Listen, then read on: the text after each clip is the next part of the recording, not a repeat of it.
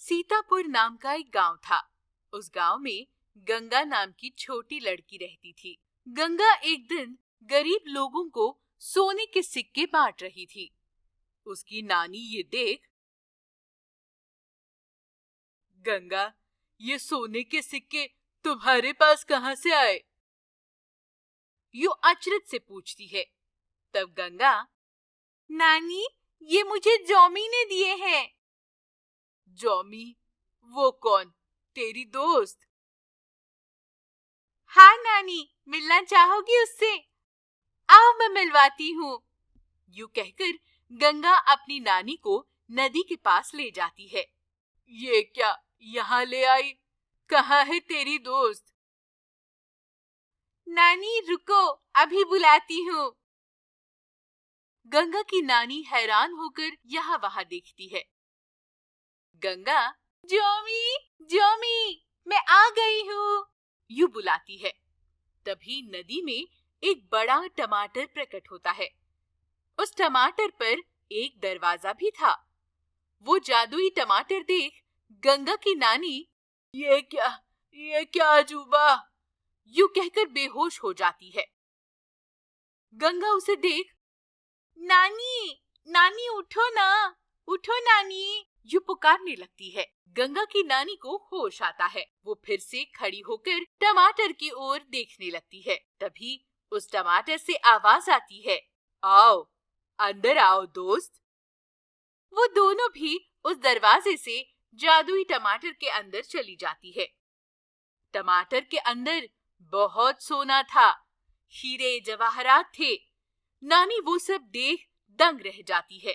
उन्हें फिर से आवाज सुनाई देती है, आप जितना चाहो उतना सोना ले सकते हो, हाँ, पर उसे सही जगह ही इस्तेमाल करना।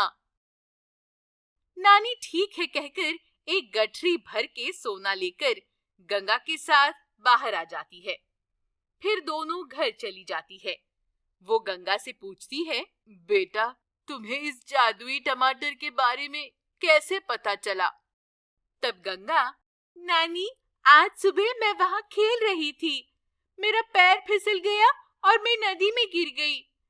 बचाओ, कोई मुझे बचा, कोई है? मैं यूं चिल्लाने लगी।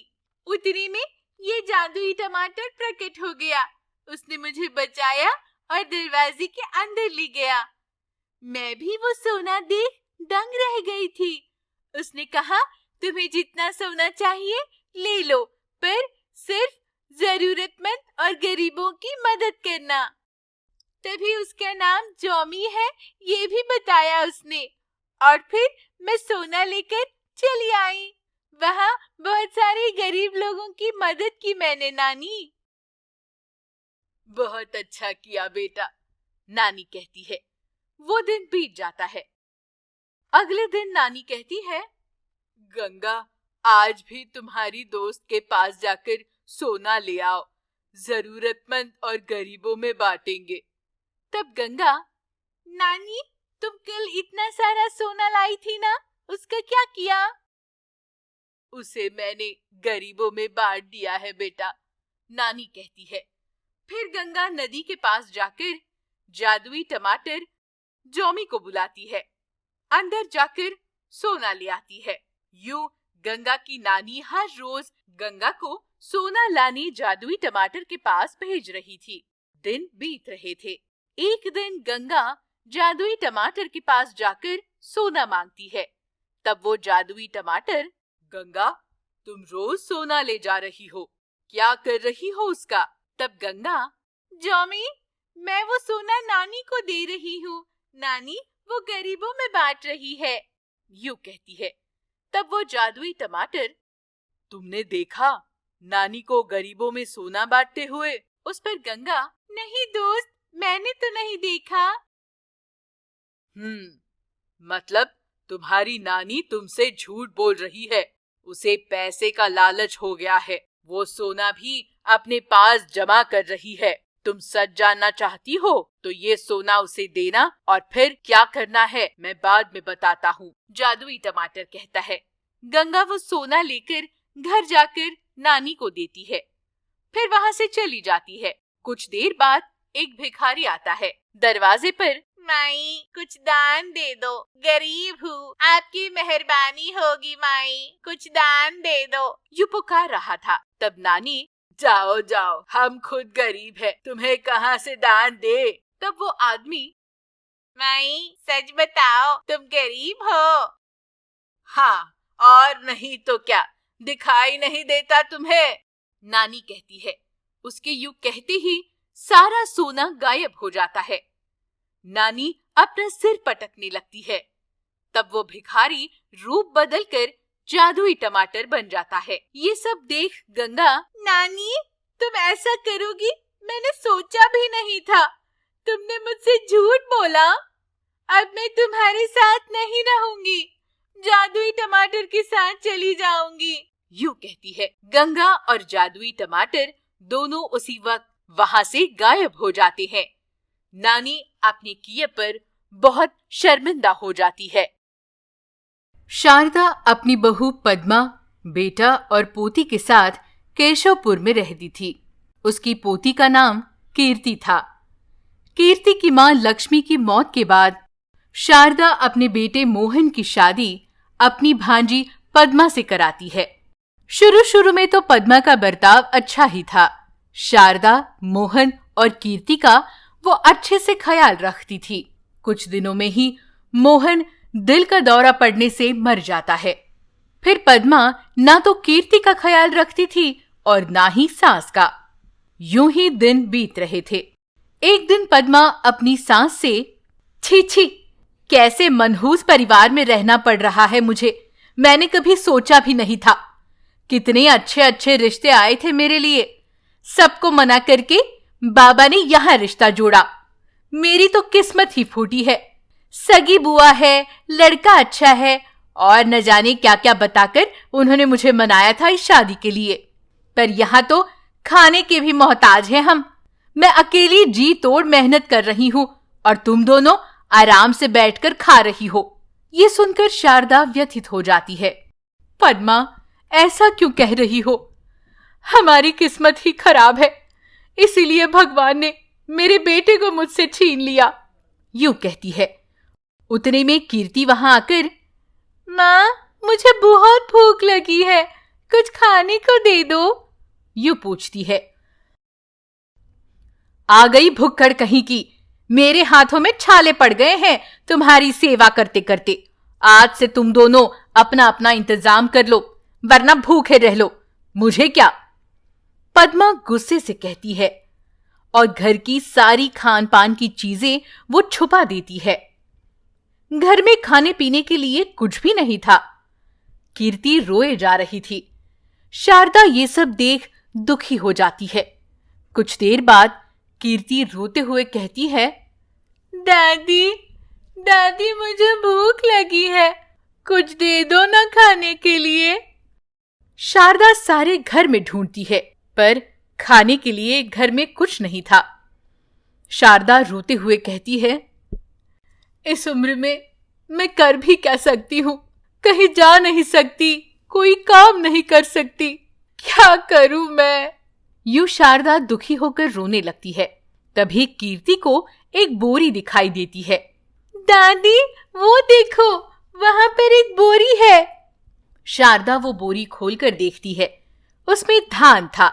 वो खुश होकर, बेटा ये धान कूटकर मैं चावल बना देती हूँ, फिर तुम्हारे लिए खाना बनाती हूँ। बाहर देखो, तुम्हारी सौतेली माँ आ गई तो बखेड़ा खड़ा कर देगी, ध्यान रखना दरवाजे पर। कीर्ति ठीक है कहकर बाहर खड़ी हो जाती है। शारदा ओखली में धान कूटकर उसमें से चावल बना देती है और फिर खाना पका देती है। फिर कीर्ति से, जल्दी आओ बेटा, हम खाना खा लेते हैं। ठीक है कहकर कीर्ति घर में आती है। दादी सिर्फ चावल कैसे खाएं? अचार या चटनी नहीं है? शारदा कहती है। कीर्ति ऊपर अचार की बरनी है, देखो उसमें कुछ है तो। कीर्ति ऊपर चढ़कर बरनी उठाकर देखती है, फिर ढक्कन खोलकर, पर दोनों बरनियां खाली थी। एक बड़ी बरनी भारी थी। दादी, ये बरनी भारी है, शायद इसमें अचार है, पर ढक्कन नहीं खुल रहा। शारदा ये सुनकर, बेटा वो बरनी मुझे दे दो, यूं कहती है।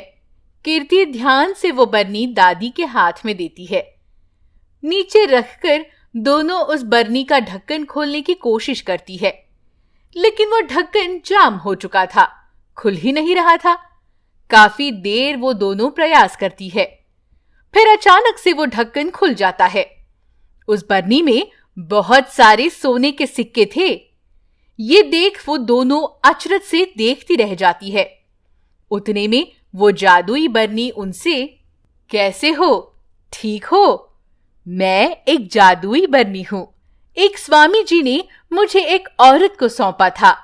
वो औरत मर जाने के बाद किसी ने मुझे ढक्कन लगाकर यहां से वहां, इस हाथ से उस हाथ दे दिया। मैं रोज एक सोने का सिक्का देती हूँ। इतने दिन के ये इतने सारे सिक्के हैं। अगर तुम ढक्कन नहीं खोलते तो ये यूं बढ़ते ही जाते। मेरे बारे में कोई नहीं जानता, इसीलिए यहाँ वहां घूमकर आखिर में आपके घर आकर रुक गई। तुम लोगों ने मुझे इस चक्र से मुक्ति दिला दी, शुक्रिया। बरनी यूं बात कर रही है, ये देख शारदा और कीर्ति दोनों भी दंग रह जाती है। उनका मुंह खुला का खुला ही रह जाता है। तब वो बरनी, क्या हुआ, तुम दोनों यूं हैरान क्यों हो? मैं जादुई बरनी हूं, वो बार बार ये बता रही थी। ये सुनकर शारदा कहती है, भगवान ने हमारी सुन ली। इतने दिन ये जादुई बरनी हमारे घर में थी, पर हम तो गरीबी में दिन गुजार रहे थे। आज ये राज खुल गया। यूं बातें हो रही थी, तभी पद्मा घर आ रही थी। ये देख कीर्ति, दादी माँ आ रही है, यूं कहती है। शारदा वो सोने के सिक्के और वो बरनी छुपा देती है।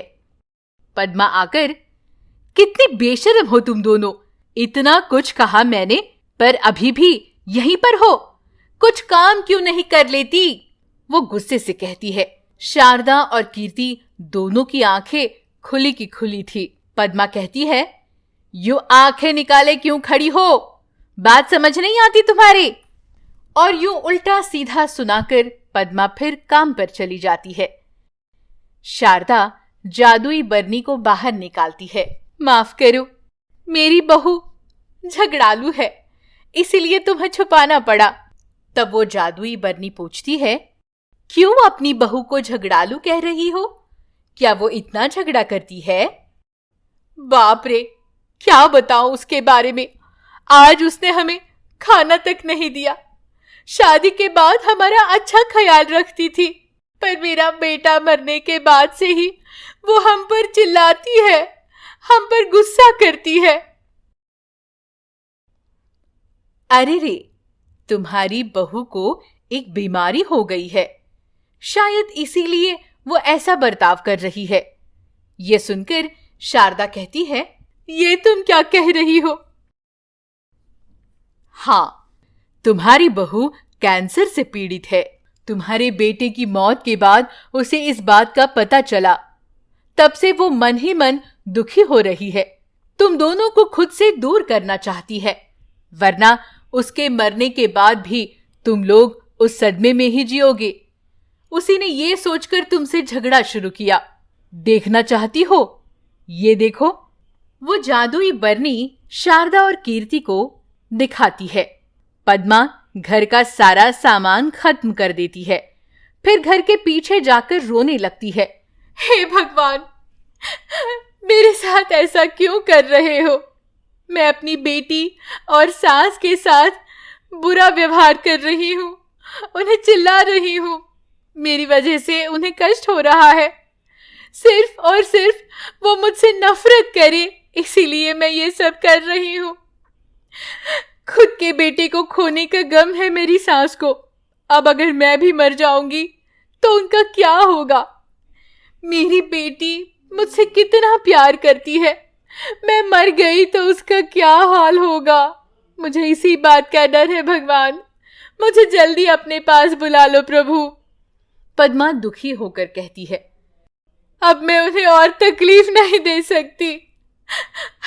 पर उन्हें मुझसे नफरत हो, इसीलिए मैं ऐसा बर्ताव कर रही हूँ। उन्हें मेरे मर जाने पर दुख नहीं होना चाहिए, बल्कि अच्छा हुआ मर गई। उन्होंने ऐसा ही सोचना चाहिए मेरे बारे में। पद्मा व्यथित होकर रो रही थी। ये सब देख शारदा और कीर्ति भी दुखी हो जाती है। शारदा कहती है, हे भगवान, मुझसे भूल हो गई। मेरी बहू तो कितनी अच्छी है, उसे ये बीमारी क्यों दी तुमने? ये बहुत नाइंसाफी है। कीर्ति भी व्यथित हो जाती है। उतने में पद्मा वहां आ जाती है। उसे देख शारदा कहती है, पद्मा, ऐसा क्यों कर रही हो?